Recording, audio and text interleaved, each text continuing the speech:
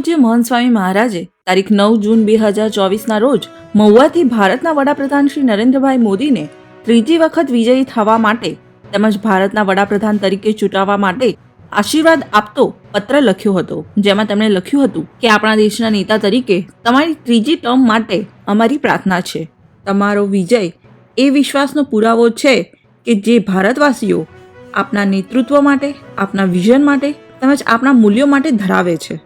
આપણા રાષ્ટ્ર માટેની નિષ્ઠા અને સમર્પણ દેશના કલ્યાણ અને સુખાકારી માટે છે, જે ખરેખર પ્રશંસનીય તેમજ અનુકરણીય છે. આ ઉપરાંત મહંત સ્વામી મહારાજે લખ્યું હતું કે અમારા ગુરુ પરમ પૂજ્ય પ્રમુખ સ્વામી મહારાજ તમને હંમેશા કહેતા હતા કે આપનું જીવન એ નિર્ધારિત સેવા માટે છે અને આપ એક દિવસ નેતાઓના પણ નેતા બનશો. તે ક્ષણ આવી પહોંચી છે. આપ આપણા દેશનું નેતૃત્વ કરવાનું ચાલુ રાખો અને વિશ્વના નેતાઓને વધુ સારા અને તેજસ્વી ભવિષ્ય માટે મદદ કરો, તેવી અમારી ભગવાન સ્વામિનારાયણ, ગુરુહરિ પ્રમુખ સ્વામી મહારાજ અને વિશ્વના તમામ સંતો અને ઋષિઓના ચરણોમાં પ્રાર્થના.